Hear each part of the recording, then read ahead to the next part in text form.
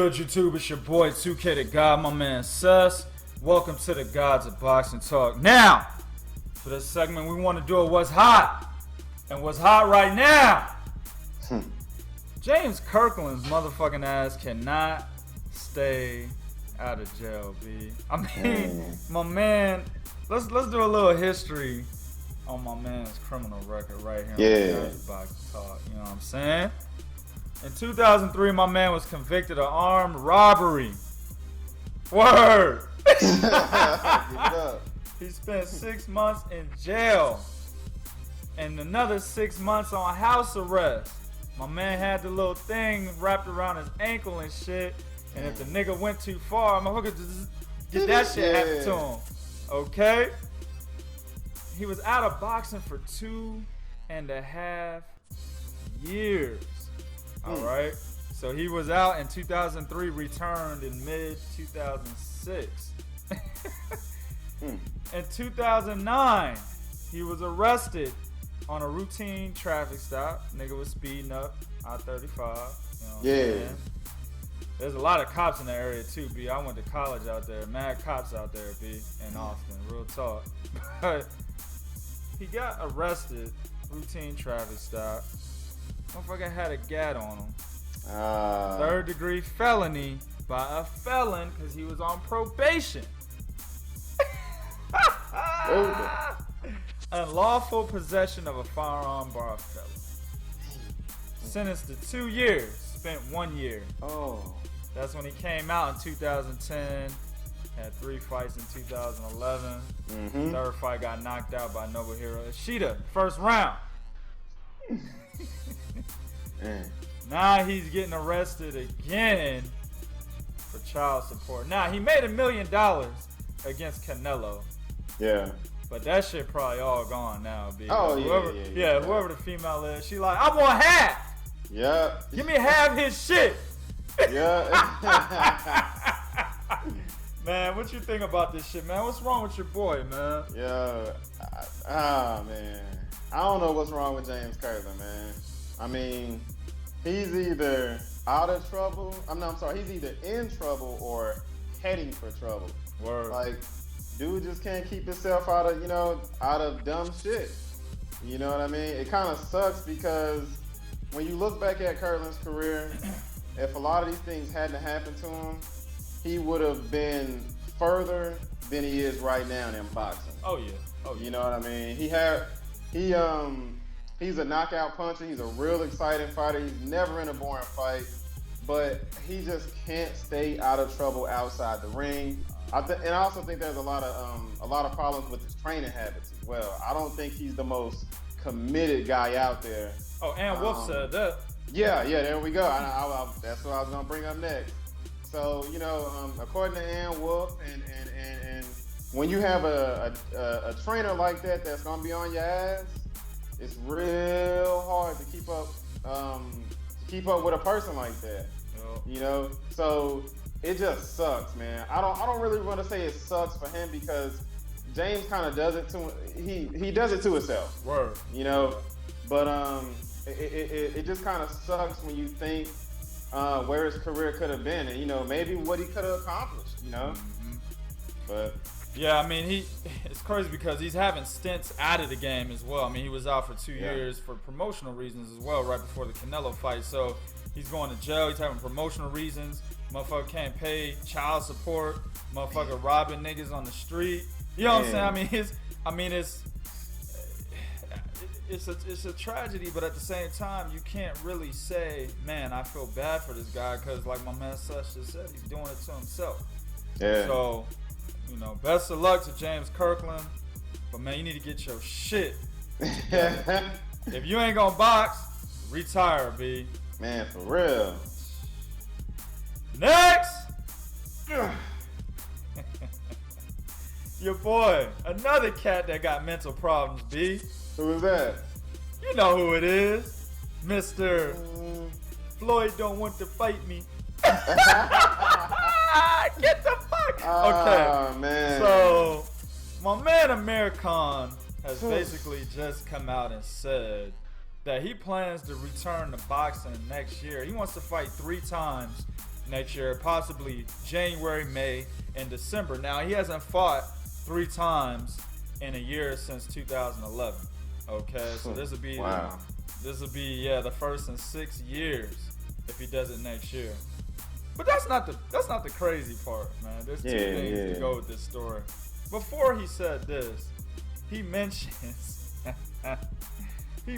fighting Conor McGregor. We talked about that on another What's Hot segment. You know, he said Floyd won't fight him, but I will. You know what I'm saying? He's still trying to get Conor McGregor in the ring. Also, he mentions fighting Errol Spence, possibly. Oh, no. Look at my man's face. Hey, fighting Errol Spence. That's news to me. If nobody else will. What do you think about that, B? Can he beat Errol Spence? 2K? Hey, man. I'm going to put it like this. I hope he fights those 2 fights before he fights Errol Spence. Because afterwards, you know, his career might be over, man. He ain't gonna be able to do too much more in boxing. Yeah. Nah, man. Yeah. Hell no. Hell no. This is the crazy part, though. He's still the mandatory for Danny Garcia's WBC title. Yeah. You know, he never lost that position, even though he got, you know, completely stretched. My man, yo, Canelo put Amir Khan on the ironing board and sprayed starch all over his ass, nigga. Like, he was straight stiff.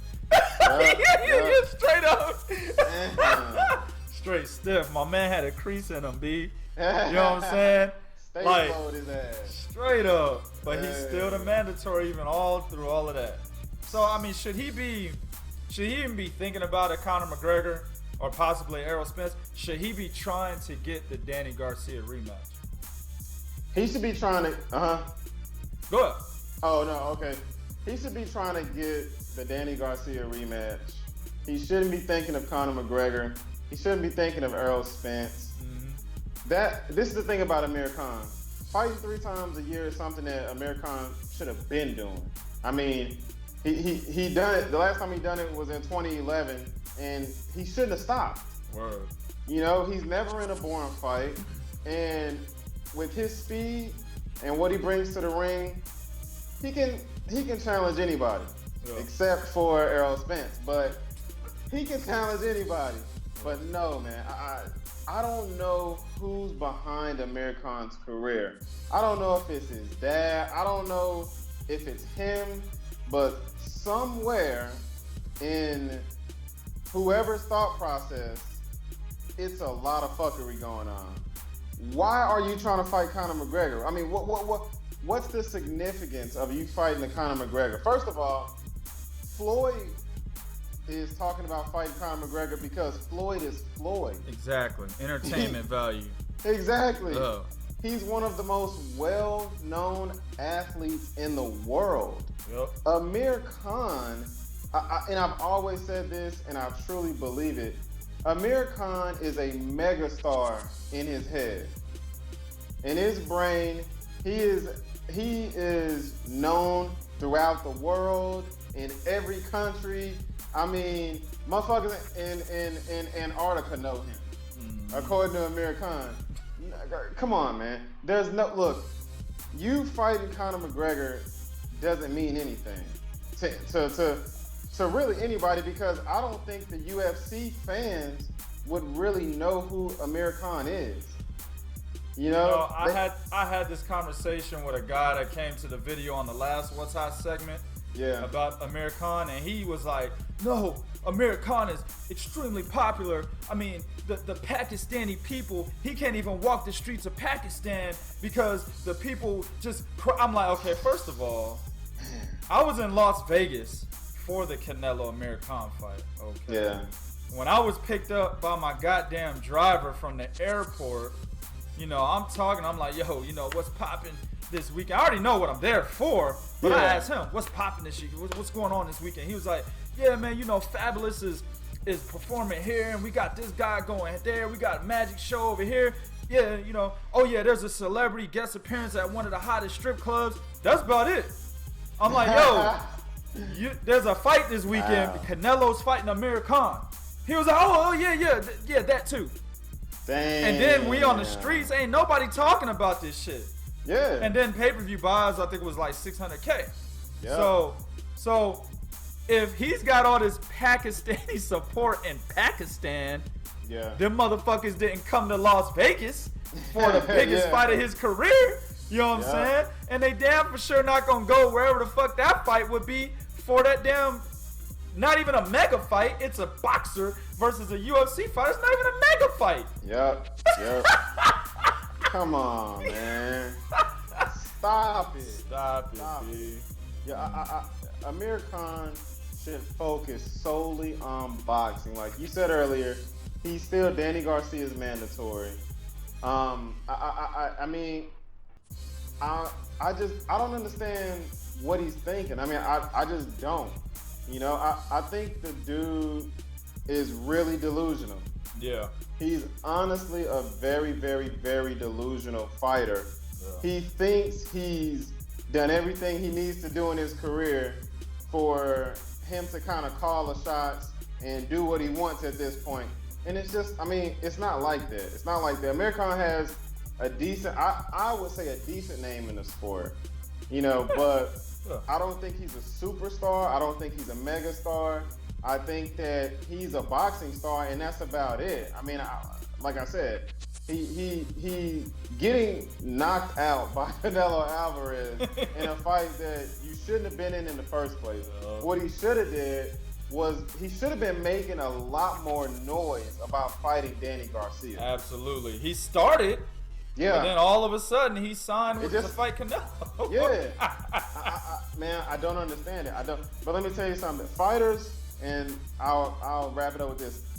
Fighters who follow the money early in their career, a lot of times it can end up like Amir Khan. Mm-hmm. When you're going solely after money grabs, I think the Canelo fight was a money grab. Word. You know, they threw the money on the table, and it was a fight that he should have never been in. Word. You know, I keep saying it, man. Everybody wants to make the Mayweather money, but they don't want to do the Mayweather type things. You know, at one point, Floyd. I mean, look at Floyd's resume. Everybody's on his resume. You know, it's just ridiculous, man. It's just ridiculous. You look at Amir Khan, you got a knockout here, a knockout there.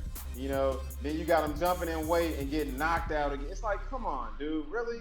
Yeah. It just doesn't make any sense. To me, his prestige level is right in line with the Robert Guerreros, the Andre Bertos. You know, he's a guy that if you beat him, it's a decent name on your resume. Yep. But he's not a guy that I feel that the champion should seek as a title defense, other than Danny Garcia, simply because that's his mandatory. Yeah. Okay. Like if Keith Thurman was like, all right, yeah, I'm about to fight Amir Khan, I'll be like, okay, you know, that's an all right fight. Yeah. I'd rather you fight Danny Garcia.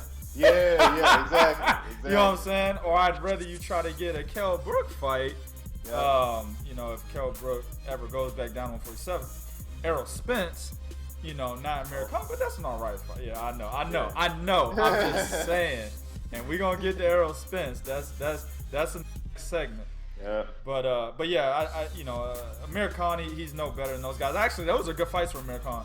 Amir Khan versus Robert Guerrero, that's a good fight. Yes. You know what I'm saying? Yep. Danny Garcia doesn't want to give him the shot that he should get as the mandatory. Fight Robert Guerrero. That's a good fight. Yeah. Next, and the last of this segment. All right. I always said this cat was a hothead. You know, we talked about him being a head case. Oh yeah. You know, talked a lot of shit to Leonardo Tyner. Leonardo Tyner was like, "Look, young buck, I knock your bitch ass out." You know what I'm saying? Leonardo Tyner got like 10 losses and shit. That's right off the top. But he's still one of them old cats that can fuck around and hurt you, B. Oh yeah, hell yeah. Just ask. I ain't saying no names, but anyway. Hey. Yeah. Word. That on the low. But you know, I side with him on this situation. Because the type of shit Floyd is doing right now to Gervonta Tank Davis is kind of ridiculous. Oh, yeah. So supposedly, everybody knows that Gervonta has signed to fight Jason Sosa for the WBA 130-pound, which is the junior lightweight title. Jason Sosa, the guy that just knocked out Javier Fortuna to get the title, and before that had a draw, even though a lot of people thought he lost. But he gave Nicholas, exactly. Word. But he did give Nicholas Walters a little bit of trouble into a draw. That fight would have been a 50-50 fight in my opinion. It's still on the docket. It's not off, but the point of the matter is Floyd Mayweather has asked Gervonta Davis to leave his native of Baltimore. My man Tavon would highly disagree that shit. You know what I'm saying? But to leave his native city of Baltimore and to move to Las Vegas so he can be closer to TMT Mayweather Promotions. Gervonta Davis declined. Okay, according to Gervonta Davis, after he had declined, apparently Floyd Mayweather has, quote, put him on the shelf until further notice, basically hindering this already signed fight title match with Jason Sosa. Let me quote Gervonta Davis. He says, "Move from a place that got me where I am today. That's what's wrong with most that lose. They leave their home. I have a mom to feed. What about that? I have brothers, coaches, loved ones. My city loved me, and it will never change." So my man just wants to be a world champion, a face in the sport of boxing, and support his city while he does that. What's wrong with that, Sus? Man, that's actually pretty tough, man. Okay. Because I can kind of understand where Tank is coming from, but at the same time, I think elevating yourself to a different level in the sport of boxing, becoming a champion, becoming a made man in the sport, it's all about making sacrifices. Yeah. And you're right. I totally understand where it looks like Floyd is coming from. Yeah.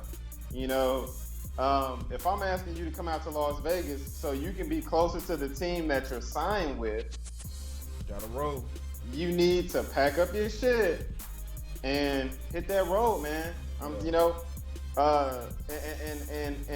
not that Tank is scared, but I'm gonna use this phrase: scared money don't make no money.